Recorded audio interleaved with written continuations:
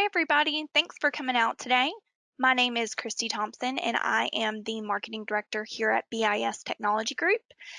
Just a few housekeeping items before we begin the webinar. We're going to keep everyone muted until the end of the webinar and then we'll open it up for questions. If you have any questions throughout the presentation, you can pop them into the chat on the right side and we'll try to stop and take a few throughout, and if not, we'll get to them at the very end. So today's topic is how to maximize the stimulus package to boost your business. And I'm going to go ahead and introduce you to your host today and speaker. This is Phillip Long. He is a technologist and entrepreneur who specializes in providing technology solutions and security consulting to businesses along the Gulf Coast. He has worked in the IT industry for over 20 years. He's got 600 plus clients from Gulfport to Gulf Breeze, is the current owner of 5 businesses, and has a certified information systems security professional, which is actually backed by the Department of Defense. So I'm going to go ahead and hand this over to Phillip. Yeah, great, Christy. Thank you, and thank everybody for coming out. I think this is a very timely topic, and definitely we find ourselves in a area of life and of time that we've really have, probably no one has ever seen anything like this. So very interesting. I'd like to introduce the guy, the man of the hour, really, who's going to help decipher some of this law out for us, the CARES Act, and really try to figure out how to, for some people, really literally keep them in business. And so I want to introduce Jamie Hardy. Jamie is he's been my accountant since I've been in business almost 20 years. He's worked in major law firms as well as with some other people, and he's just currently partnered with Gruenloh Associates, or now it's Hardy and Gruenloh, and he is very knowledgeable in this area with the CARES Act. He's been a CPA, and he's really takes that consultative approach that a small to mid-sized company really needs, because they don't have you can't afford to have a guy like this on deck. So Jamie, welcome. How are you? Uh-oh. Hey, Jamie, are you muted? We're just trying to get Jamie connected here. Bear with us for just 1 minute. Well, I'll keep talking for just a second, but I'll be honest with you guys. This will be one of the few webinars that I got little to add to the mix. So if we don't get Jamie on here, we're in big trouble. But I know that probably I'm like a lot of businesses, that this has definitely changed the dynamic by which we do business, and I'm very curious to see what is going to happen in leading up to into the future. Are people are we going to start getting to where we work from home?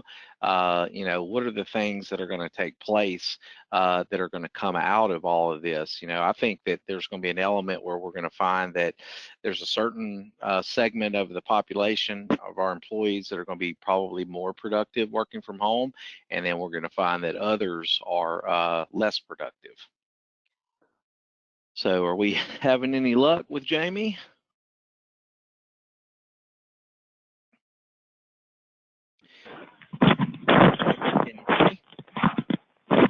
I'm calling you on my cell phone, but I'm on. Oh, there you are. I got you. You're unmuted now. You sound like a. Still there? Yeah, I can hear you, Jamie. All right. So y'all think the technology's on my side? I got to figure out all this, but I'm fairly confident I had called in, but I had ultimately talked on 2 phones there. That was odd. But yeah, I'm ready to go whenever you are. I've been watching you and listening. Yeah, I should have known that that Jamie. I had to guess his name here, and whenever his first name is Review and his last name is Reviews, that's going to be, I guess that. But I think you got me coming over your speakers as well. You're going to have to turn down your volume on your computer, Jamie. I got it. Shouldn't be on at all now. Okay, cool. Well, listen, man, weigh in on this. What is going on with the? Should be in good shape. You hear me now? Yeah, I can hear you. Okay. What All is right. going Go for on it. with the CARES Act? What can we expect? I mean, what's happened and what's still in flux, and we're going to kind of really flesh all this out. And I want to keep it, specific, probably to several types of groups. I want to talk about the guy who doesn't have employees, and I want to talk about the guy that's got, under 50 employees is probably going to meet most of the people, and then maybe just a brief couple, on people that are, above that. So talk to me about the CARES Act.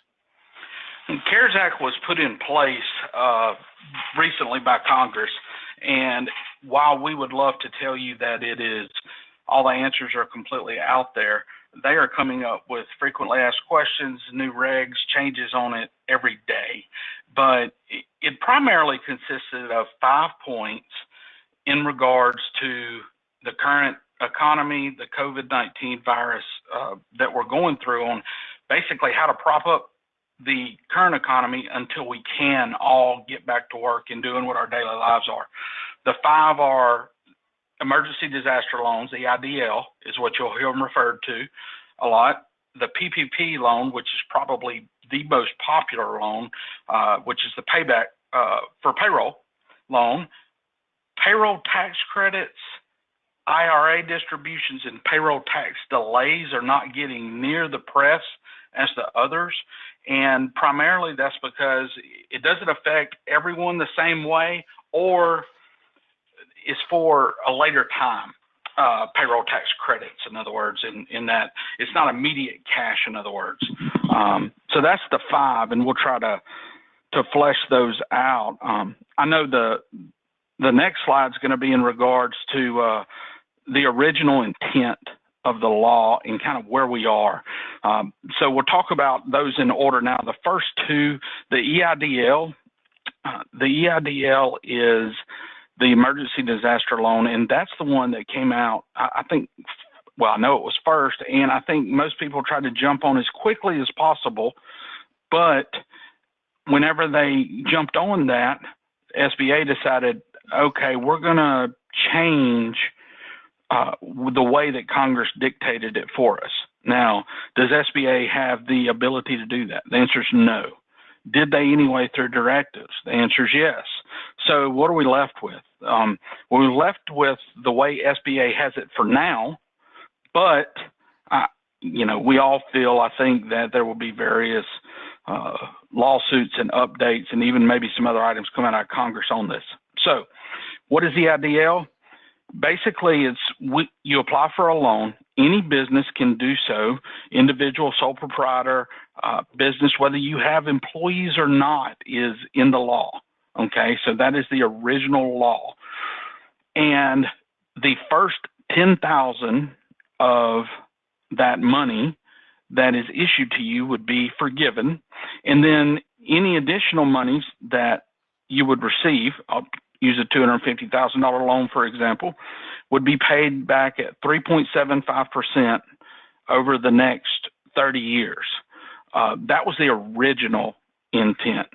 What it's turned into, and really this is just last couple days what it's turned into, so this is not by law, once again, it's through a directive. We're seeing where we help many businesses apply for EIDL loans. Once again, rental businesses, operating businesses, everyone. What we're seeing is SBA is approving those at an extremely slow pace, and whenever they're improved, the way that you're getting notified is money shows up in your account in the form of an ACH direct deposit, and it says SBAD beside it. That's it. That's the only way. Wow. There is no additional notification that's happening. Now, what we're seeing through the directives is those proceeds are being based upon the employees that you had in the prior year. And where do they get that information? How do they know that? Well, whenever we did the applications, you're asked how many employees. Now, This particular application was very minimal on the SBA website. They even had some glitches to start with. The application changed 3 times in 3 days. The first applications were thrown out. They created a new website. The new website couldn't handle the overload. They wanted them by paper. They created another website, which was the final applications that we have. Those are the ones we're seeing funded. And those were very early in the game, and they're just now getting funded. PPP, which is the second loan we're going to talk about, was the focus. When we applied for those EIDLs, we didn't specify a particular amount. There is nowhere that says, how much loan would you like? Yeah. SBA was deciding that. Unfortunately, that's where they came back with the employee. However, the law as it relates to EIDL doesn't even specify employees. It's for other operating expenses. It could be for rent. It could be for power. It could be for office supplies. It could be for anything you wanted virtually, but yet SBA redirected that. That was a total of $10 billion that SBA was given for that direction. However, in the law that's going through currently in Congress, that has gone through the Senate and is expected to see the House tomorrow, there would be another $60 billion allocated to that program. So then you would be looking more like the $70 billion figure for forgiveness on that. We think we'll see more funds at that point, but we can't guarantee that. Let me ask some like specific type questions. Like, go for instance, let's talk about, if we're a company with employees, we probably ought to look at the PPP, the payroll protection plan. Is that correct? Would that be the fastest way to get? I would look at both, but the fastest way to get the money has been the PPP by far. In fact, they infused $349 billion into the economy through the various banks that support the SBA. And that $349 billion, they've already ran out of money. And you say, okay, well, why are we talking about it? Well, one is because, you need to know what happened. Two, you need to be aware of what we see coming. And what we see coming, and I've read through the legislation, we've passed it around here as partners and gone through it. There's a lot more sitting on the sidelines that appears that they're getting ready to infuse into the exact same program. Got you. Now, why is it important that you know that now, though, Philip? Because I'm telling you, they ran out of the first 349. They're going to run out of this too. Yeah, exactly. I hear. You got to be on the front end. That's right. You better, get on. Yes. One time a guy told me when the boss was spending money or approving money to be spent, he said you got to strike hard and strike often. That's right. But no, let me ask you on that. Let's say you don't have employees. Let's say you're, a sole proprietor. It's you and your wife. I met with a small builder yesterday, and one of the questions they had was, well, we don't have employees. Can they get some money out of the PPP?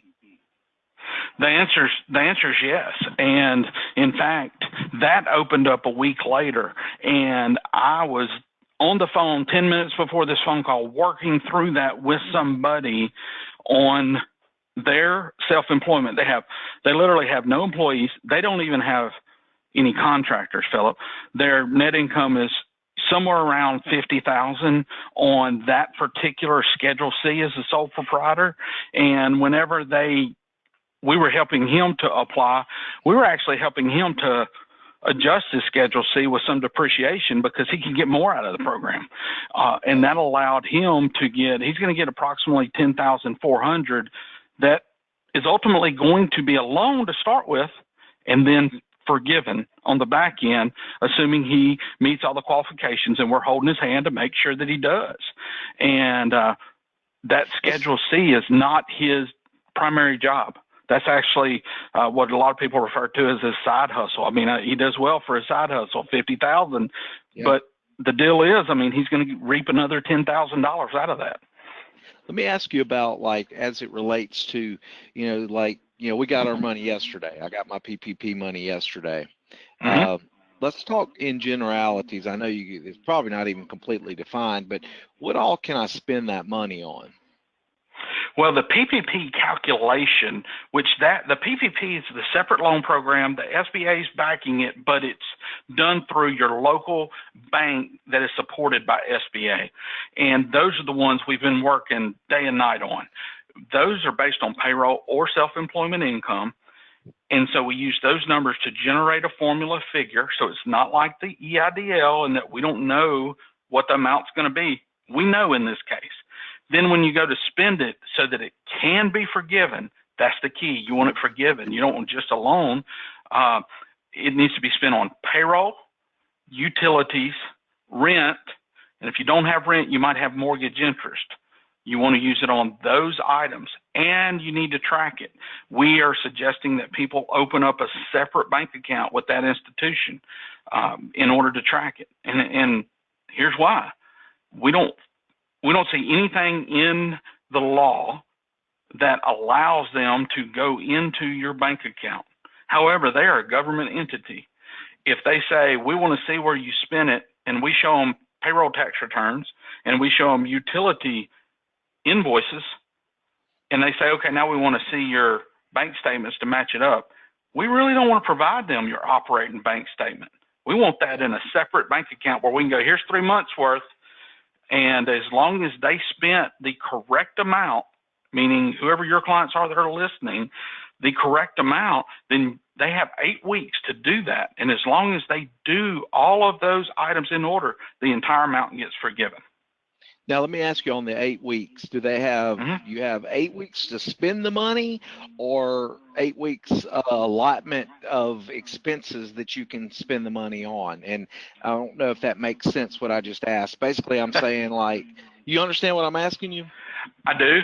And basically it's an 8 week period, and currently it's any 8 week period between now and June 30th. We anticipate they'll extend to June 30th because with this second funding, the only way they can get past June 30th for 8 weeks is to go past it for 8 weeks. But it's an 8 week period, and you need to spend that money. Well, that money might be in your right pocket and your other operating money's in your left pocket. And you need to spend that money on those items for it to be forgiven in whole. Now, that doesn't mean that you couldn't be forgiven in part of if you don't spend all of it, but to be forgiven in whole. And there's some things you can do to advance that we'll be working through with our clients and say, okay, well, I mean, expenses are fixed. How are we going to advance that? Well, if you're paid biweekly, what's to say that we can't, have a 5 pay period cycle inside the 8 weeks? Or your utilities, you might pay 3 months worth in a 2 month time frame just because of the timing of it. So we want to fit in all the regs, but we also want to have as much forgiven as possible for these owners, business owners that are struggling. Yeah, and that's why I wanted you on, is because, we don't want to break any rules, but again, I mean, there's a lot of businesses that are hurting, that this is going to save them, and and just in general, we all want to be smart with our money. So there's some things that really need to be looked into as far as how you spend it, when you spend it, the timing of things, and all that, which 8 weeks you may want to pick, and so on and so forth. That there needs to be some art encapsulated in your science, if you will. That's right. And we have the question a lot, Philip, well, what if one of our employees left? Or what if we laid off one, but we kept 9? That doesn't prevent this, okay?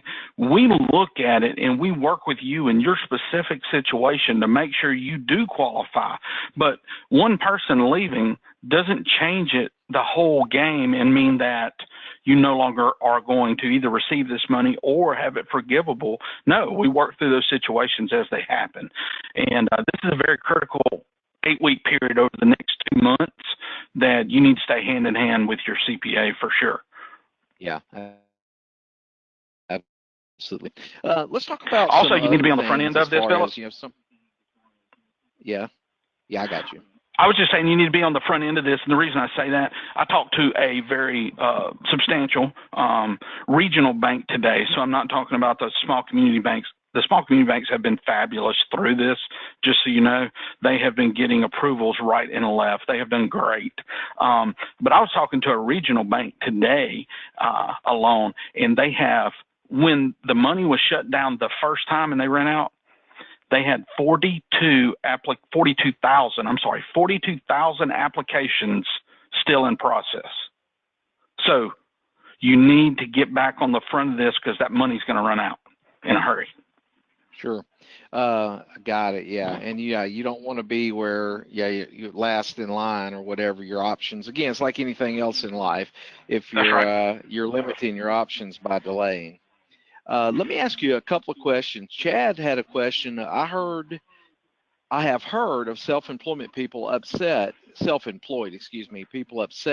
that they cannot get unemployment. Should they be able to get unemployment under the current circumstances? The answer to that question, while it's a unique one and it's not specific to this CARES Act, you have two levels. You have state unemployment and then you have federal. One, they don't necessarily mirror each other, unfortunately. Additionally, all situations are different in that what's right for you for unemployment might not be right for the next person. However, there is a specification on the federal level that if you are self-employed, you can apply and in most cases receive unemployment. So he is correct in that. Just Gotcha. Don't parse the two in between state and federal. And the federal $600 a week, so it's substantial. Gotcha. Let me ask you a second thing here that Chad also asked. Can vacation or PTO fall under this payroll? Like if you had somebody, let's just say that they got paid time off or they have vacation and they take it. Is that going to be included in the coverage? Yes, it is. Sick, paid time off, vacation, etc. It absolutely does cover it. One additional, we get that question, we get the seasonal question a lot, especially being down here on the coast. My company makes all of its money in 4 months out of the year. There's a calculation for that. We can have seasonal businesses and we can increase that activity to make that loan bigger. We just have to know that and work with them. So Gotcha. There's your answer to that question as well.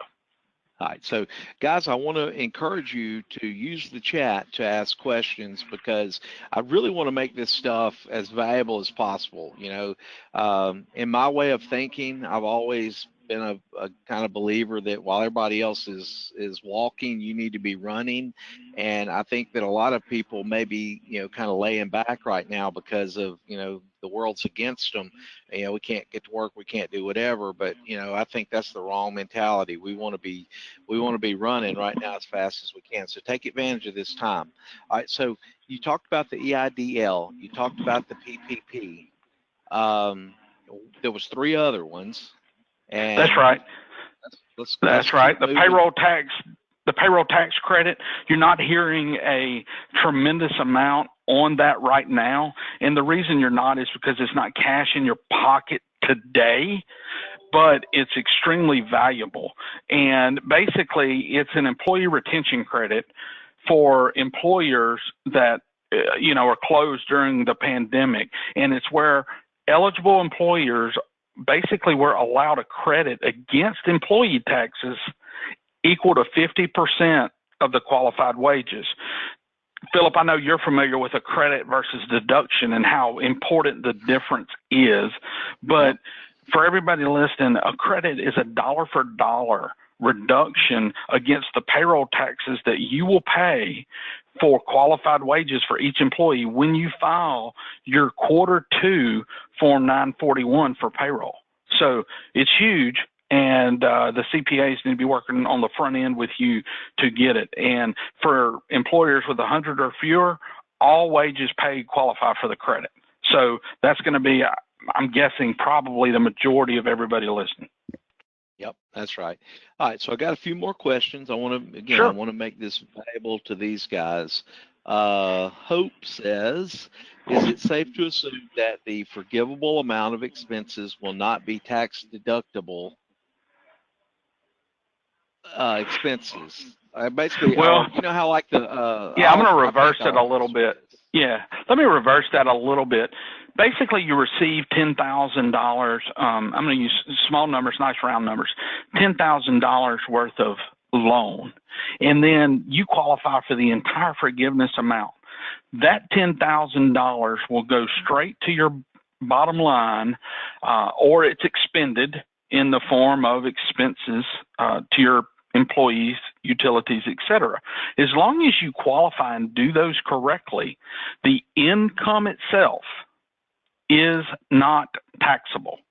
Now, do most people know how to report that on a Form 1120-S, etc.? Probably not. Need to see your CPA to make sure. But the answer is the loan that you mentioned, a loan, Philip, for you, the PPP loan, it's not taxable. So as long as you use it for the qualified items, there's no tax on it either. Not only is it forgivable, but there's no tax. Yeah, this is like, unlike the BP oil spill money where they gave a lot of people money and then they wound up with tax consequence. This is not like that. This will be where there is no tax consequence. That's correct. So, all right, one more question. That the 8 weeks does not, in caps, start when you receive the funds, but rather when looking at debt forgiveness. The bank, SBA/Fed will just look at an 8-week period before June 30th. Would you expand on that? Yeah, basically the 8-week period begins, and keep in mind, I'm quoting you current law. And the reason I'm quoting you current law and I'm stressing this is because we anticipate it's going to go beyond June 30th and they're going to change this. Okay? That's what we're hearing. That's what we're seeing, and we're just waiting on it to be voted on. But once you have received the funds, you choose the 8-week period that fits your situation the best, as long as it ends by June 30th. And you have to think that some of these funds were coming out 2-3 weeks ago. So somebody might not have people employed then, and they employed on May the 1st. Well, May through June, they're there, 8-week period, good. Or they had them then, and let's say that they're not going to have them later. Still works, as long as it's an 8-week period prior to June 30th and subsequent to funding. For a lot of the seasonal businesses that we see, we did miss out on spring break. We know that. However, if May 1st starts our summer, then the seasonal businesses would still qualify under that scheme. So that's correct. Let me ask you a question about contract labor. Mm-hmm. Is it covered under the PPP? The answer is no, and I have to explain that. I think the lawmakers did a poor job of writing that particular paragraph in the law, so much so that it confused banks to start with, and you had a lot of that confusion even up to the SBA level. But there has been clarification. Contractors are not included as payroll for the person filing, such as you, Philip. You would have payroll for your employees. And the reason is because the contractor themselves is able to file one via the self-employment. So it would be somewhat double dipping is the way that it's viewed.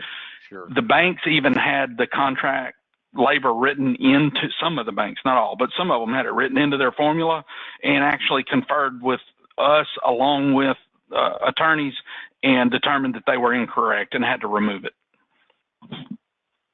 All right, there was thank you for that clarification. I do kind of see how that would protect against double dipping, where I'd be getting credit for a guy and then they'd be getting credit for themselves. I can see that. That cleared that up for me. Here's one. I've applied. Lisa's asking that she applied for the PPP loan and was told by the bank that this is a loan and there is no forgiveness on this loan. But yeah, I think you've already kind of stated there's no forgiveness on the loan if you spend it inappropriately, but if you spend it on payroll, payroll taxes, rent, mortgage things like that, utilities, it is forgivable. It's a grant. Is that the correct term? That's exactly correct. And the bank, as a way to cover themselves, will always tell you it is a loan because they are trying to cover themselves as they only produce the loans. The government, i.e. the SBA, is the one that finalizes it as being a grant once you complete their process. So that is correct. Now you say, okay, what if it's a loan? What do I pay back? It's a 2-year loan at 1%. So if you don't do the things that you need to do in order to make it forgivable, it's a 1% loan for 2 years. Let me ask you another question as far as it relates to the banking industry. This is just curiosity to me. Let's say that the bank, they went out and put a bunch of money out. Some of these banks are, this huge amounts of loans. And what if people start to default? Is it going to affect the bank's ratings? It will. I have to qualify my response. It should not is the way. I was going to say it will not, but I guess I should say it should not. And the reason is because under the law, the Small Business Administration, which is an arm of the government, is backing them fully, meaning the entire personal guarantee, collateral, none of that was collected at the point that you signed up for the loan or that you will sign up, and the SBA is backing it 100%. So what if the company goes out of business? The SBA is left holding the bag. Yeah, and my understanding is these loans are also, you're not signing a personal guarantee. Is that correct? That's correct. And for everybody listening, anytime you go to sign a personal guarantee, back up and talk to your CPA and attorney. If there's any bankers, they're hating me right now. But the fact is, we need to talk about it before you start signing any personal guarantees, and the PPP does not have one in there. Got you. All right. Another question, if you receive EIDL and PPP, are they additive and both forgivable? I think the answer is if spent correctly, yes. I don't understand the additive. Right. I don't understand that. I can tell you what they're saying there. So the EIDL, the intent of it was different than the PPP. And the EIDL and PPP, both are supposed to work in harmony with each other. And the idea was that if you receive $5,000 from the EIDL, and then you receive $30,000 from the PPP, your $30,000 should technically be reduced by that $5,000 you receive by EIDL for purposes of payroll. Okay. And the reason that is once again, to keep you from double dipping for two separate amounts. Here's the problem. The EIDL came out first. Everybody applied. Then the PPP came out and it said, what did you get from EIDL? Well, at that time we were applying, nobody had received anything. So we said zero.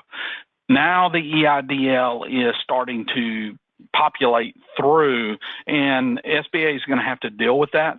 We're taking a cautious approach and just letting all of our clients know that if they do get both, they need to be real careful on that smaller one, that it could be classified as payroll and not classified as other operating expenses. And so it could be a portion of it that has to get paid back. Gotcha. That answered the other question that I had here about loan forgiveness if they got both. Okay, so that's answered up the question. So we'll keep moving ahead on the other components of the the intent. The other one is the IRA distribution component. For most people, they'll know that if they take any item out of their 401k, IRAs, etc., there is typically a 10% penalty on that. On IRAs in particular, they're allowing distributions to come out without that and to be penalty free out of your retirement. Am I encouraging you to take money from your retirement to fund your business? Absolutely not. Don't hear me say that. All you need to hear me say is I'm telling you the law and the way the law reads. So there would be no 10% penalty on early distribution for that money. The next one is a payroll tax delay. That came out once again before a lot of the PPP loans, so people are not aware, but you can basically have a delay on the employer portion of your payroll tax.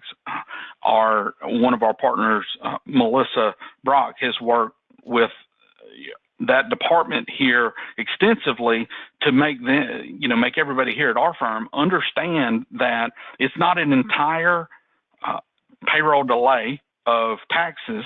Likewise, it's also not a forgiveness. They didn't go away, and it's potential of a 2-year delay. I caution everybody, and she's cautioning everybody, be extremely careful when taking those, because a delay still has to be paid.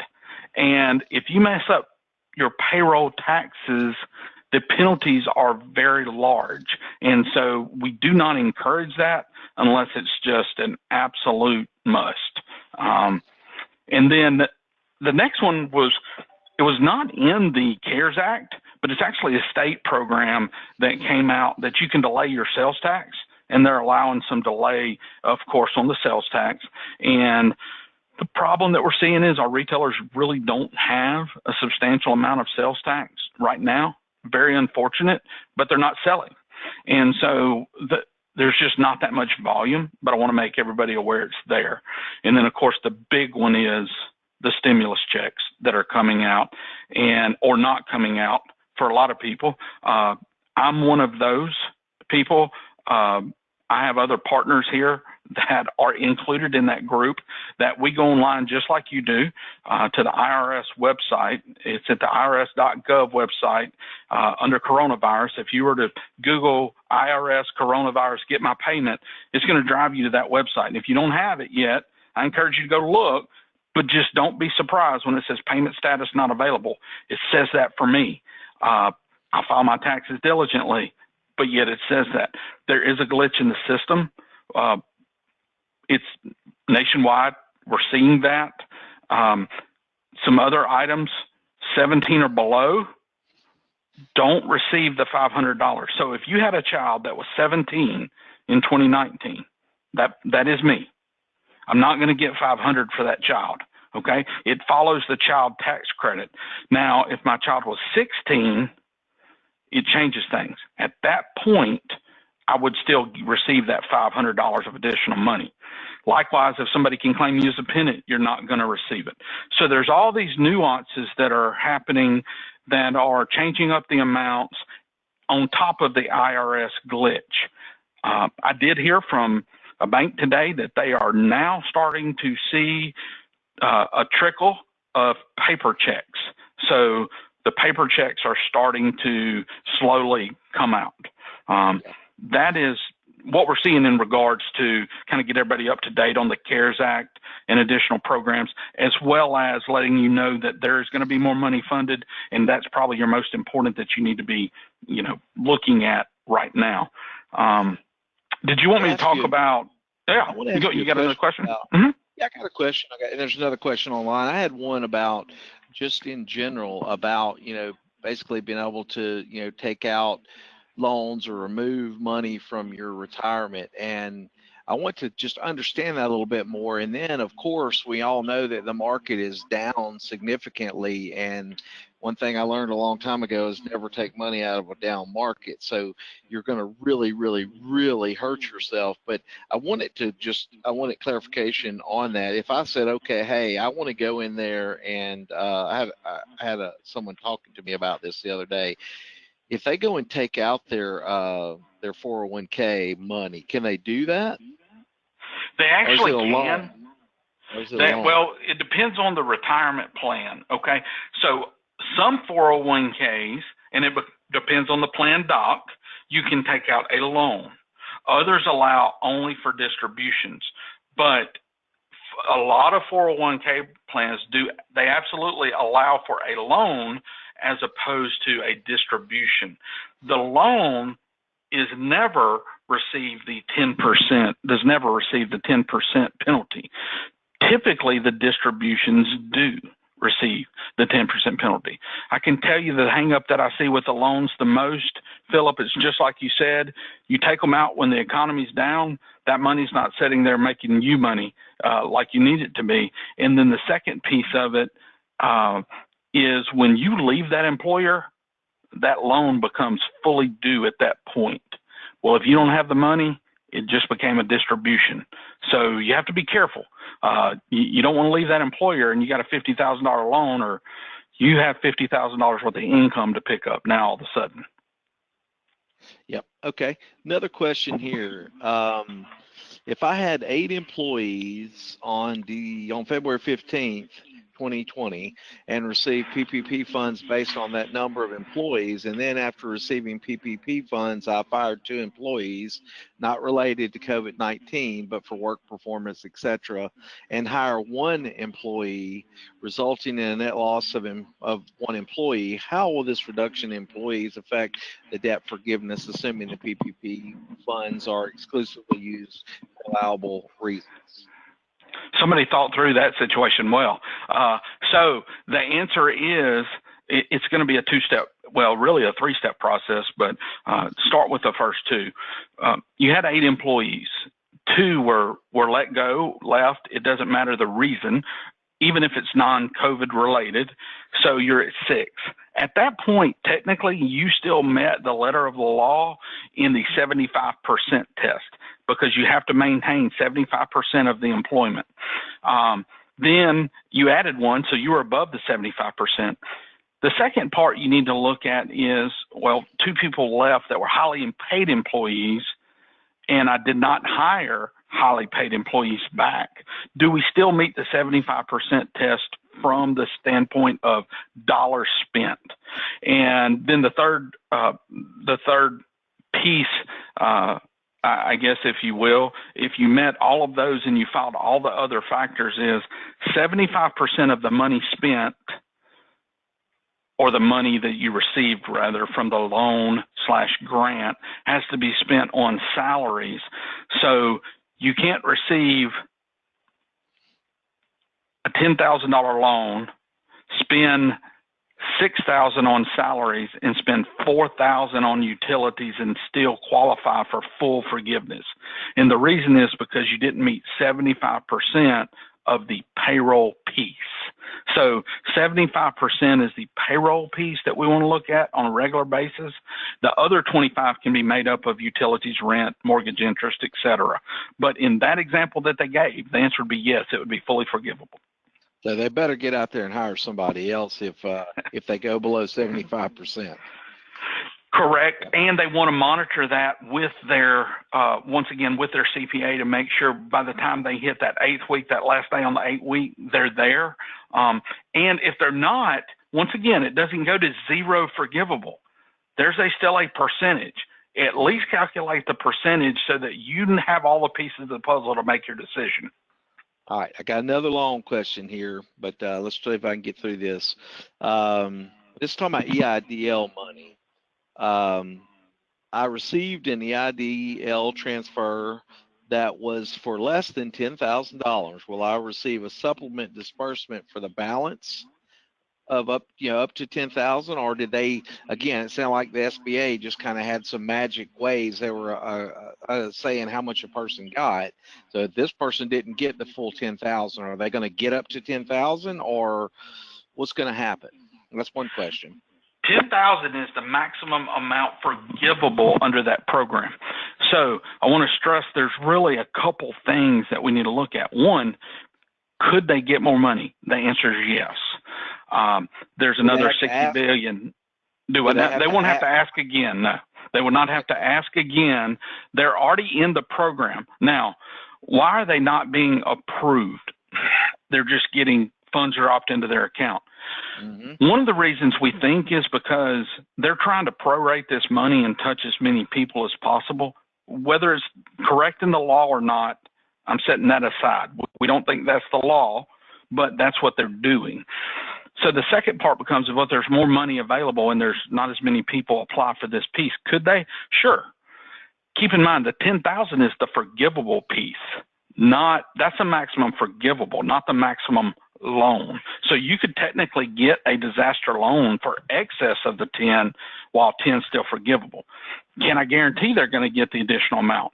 No. And I think the SBA is sitting there watching to see how many people apply in the second round to see how much money is available. But and then when I say second round, assuming that it goes to the House this week, there will be quite a bit more, another $60 billion towards that. So there would be a bigger pot of money. All right. So second question, do they need to keep track of the EIDL money, how they spend it?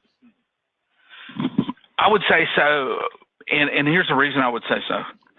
For the payroll piece of it, the answer is yes, because if they're applying for a PPP loan, okay? Now, if they are only doing the EIDL, they don't need to keep track of it any more than they would keep track of normal business income and operating expenses, because it's allowed to be used for items outside of payroll, rent, utilities. It's allowed to be used for office supplies. It's allowed to be used for a whole gamut of items.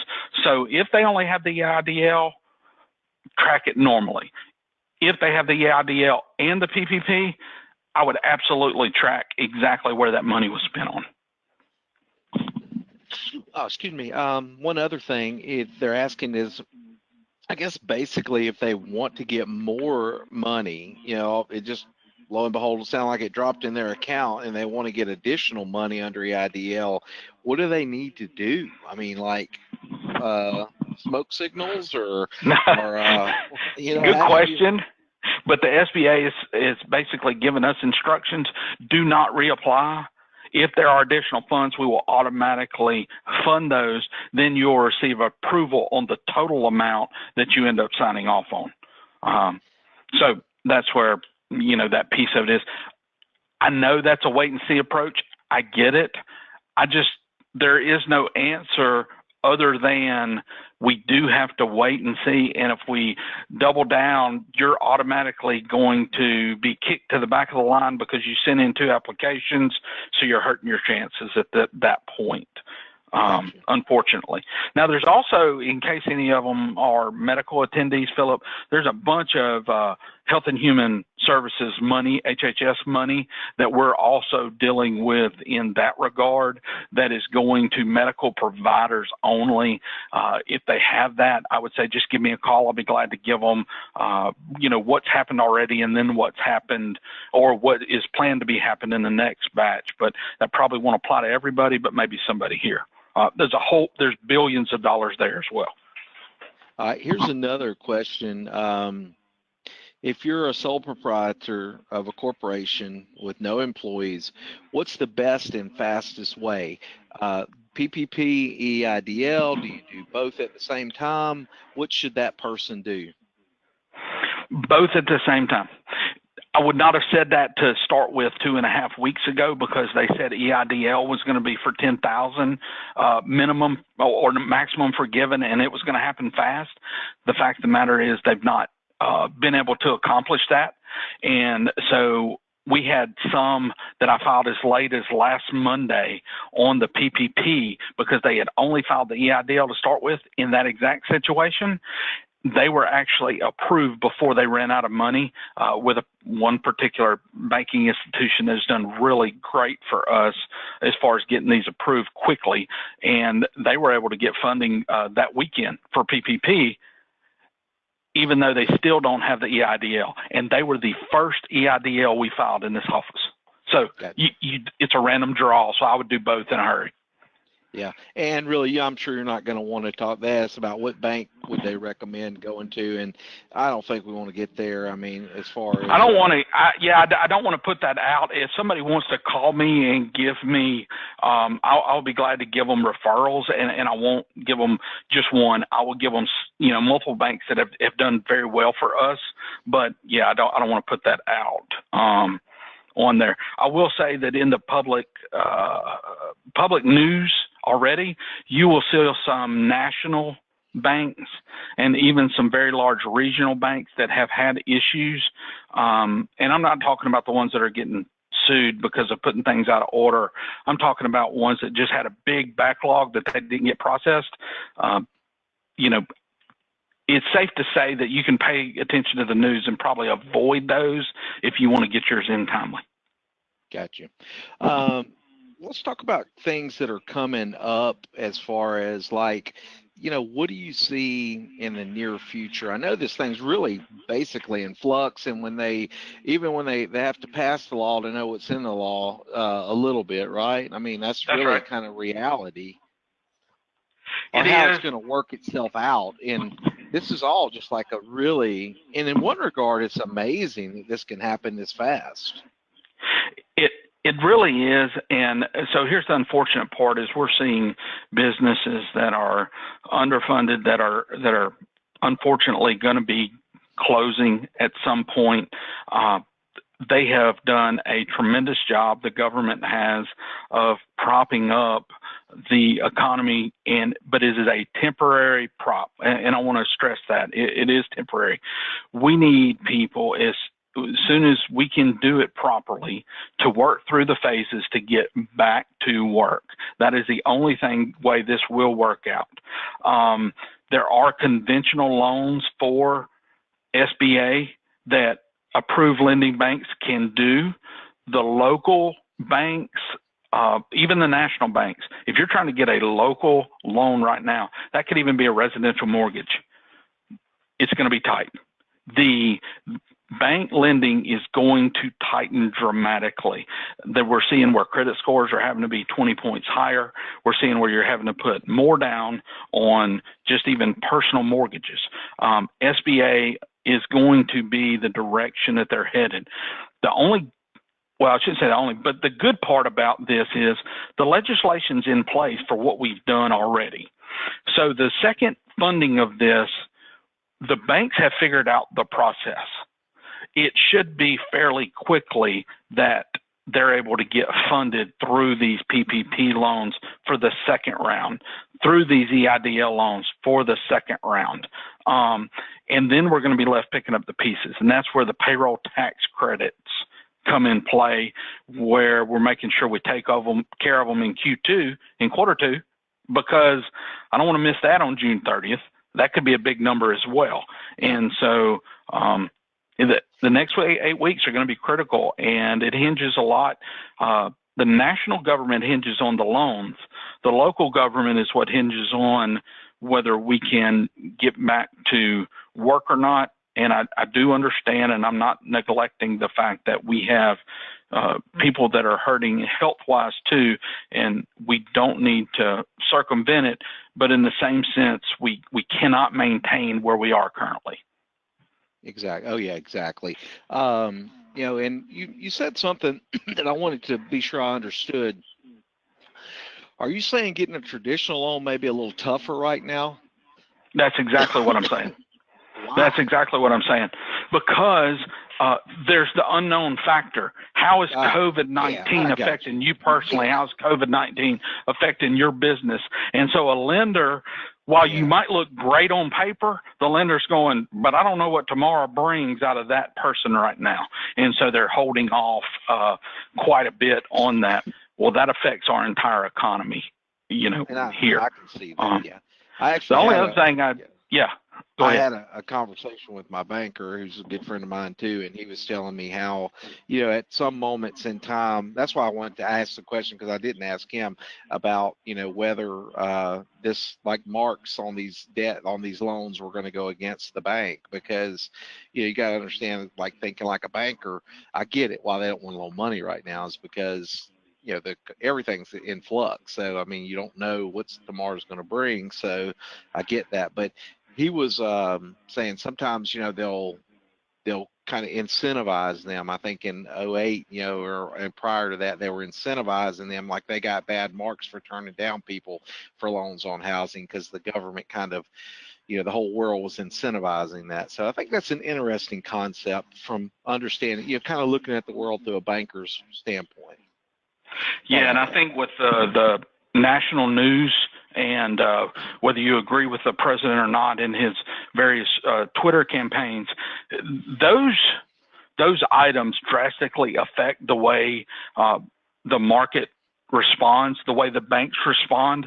There was a bank that was on the sidelines, and he brought it up in one of his press conferences because they were not doing the SBA loans. They immediately put all kinds of resources into it in order to do it, because he called them out in a press conference. It does affect it, and so I'll be anxious to see that push this summer. And then while these loans, including these tax credits, the stimulus credits, are coming to everyone, and they are in a non-taxable form, the stimulus credit is not a refund on your future money, so on your future refund. Okay, so it's not going to reduce your refund next year. I get that question a lot. That's been clarified. It's not. But we will all pay this back in some form or fashion through an increase in taxes in the future. You don't give money away without paying it back. We don't know what that looks like. It's not going to be a direct one-to-one payback of these grants, but it is going to be a payback in the form of increased income taxes, payroll taxes, whatever they come up with, because the coffers will be empty. Yeah, absolutely. Yeah. There's no way that you can print this kind of money and not have some big repercussions. We talked about refundable tax credit, and I haven't been keeping up because really it's just been flowing so fast. We talked about how to get refund.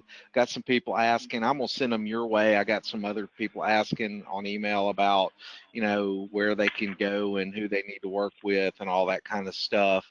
One more question, and I think we're gonna try to cut this off at one. Just to, we could go on and on and on, but you have been very helpful.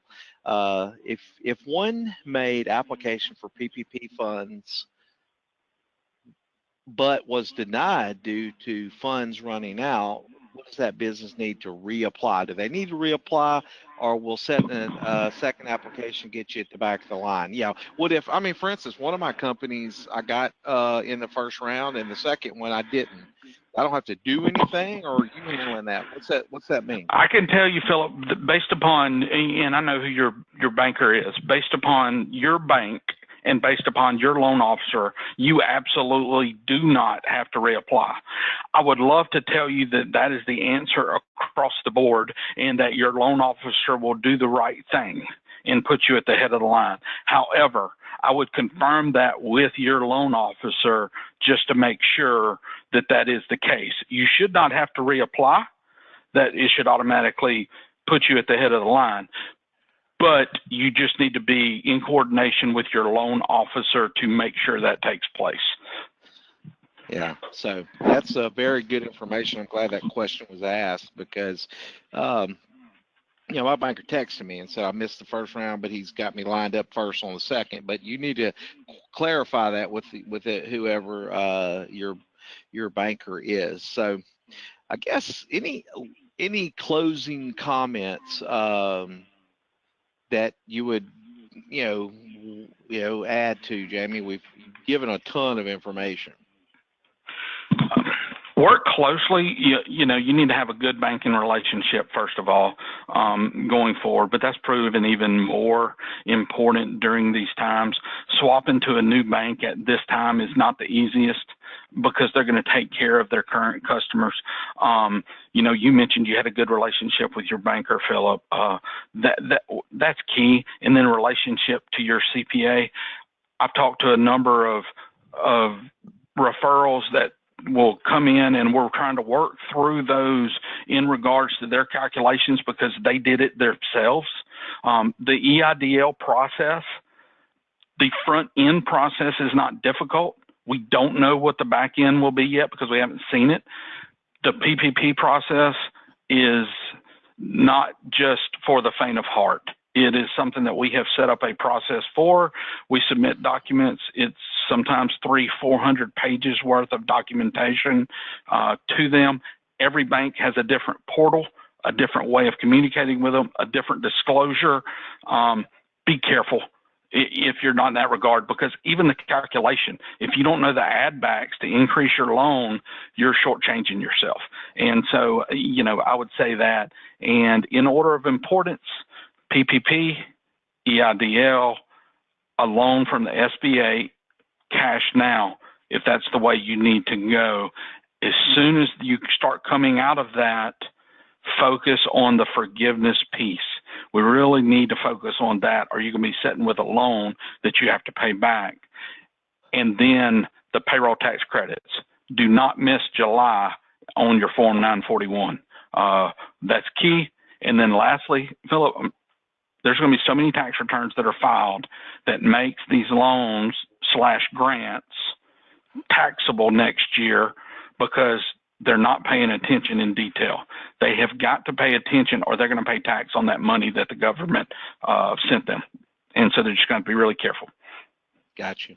All right. So I always, after every time I spend any time doing anything, I always think about next steps, because I am a firm believer. Anybody who really knows me, they know that I'm not the smartest guy in the world, but I am very I'm good at execution. Mediocre plans end in excellent results, as long as you manage the action. So we want to talk about actions. Jamie has been so kind. I don't know if you're going to have time for this, dude, but it's on you now, not on me. We'll handle it. Yeah, his team will give you guys some free CARES consultation. And if you look at the law, really, I think that, like your work, is it being funded completely in the PPP, or how does that work? No, not at all. And we're taking a hit as well with this. We're taking a hit as well. But if we're taking care of clients, and keep in mind, you say, well, you're taking care of potentially people that are not your clients. That's right. And it's people that are driving up and down Highway 59 right now that are taking care of our community we live. That's where we're living, and that's what we're living right now. We want to take care of everybody to the extent possible. There are 5 partners here, and all 5 partners are up to date on this. I'm the primary working with the PPP and the EIDL. And when I say primary, just because somebody has to take the lead on it, but out of 5, everyone is up to date and everyone can talk to people. So we will get them taken care of one way or another. Yeah. So Jamie's on the hook. Y'all can email me. You can put in a comment. We'll send that stuff out to everybody, get you his contact information, as well as we want to do our part. We're giving away free cybersecurity reviews and cybersecurity free online training for everybody, because if you look right now, I'm a certified information system security professional, and I get this content fresh off the presses. In the month of March, hacking was up 30% because of all these people working from home. It has opened up tons of doors. If you don't know if you're set up securely and you're working remotely, you probably better look. And I'm happy to do that for free, as well as give all of your employees free cybersecurity training online. All you got to do is ask. So that's for everybody that's on the webinar. We're asking, I don't want to stretch it out forever, but if y'all will respond to us before May 6th, we'll hook you up. And all you have to do to get there is send an email. Any of that information, anything you guys want, we'll connect everybody up. Just email events@askbis.com, and we will make everything happen. All right. So, Jamie, I appreciate it. You terrified me whenever you weren't available, because I knew about 30% of what you just talked about, and I know this has been good information for our people. And guys, I can't thank you enough, and everybody for listening. Sure. And keep swinging for the fences, and let's don't give up. And we'll take it from there. Thank you, Christy, and everybody stay safe and keep working. Sounds great. Talk to you later. All right, man. Thank y'all.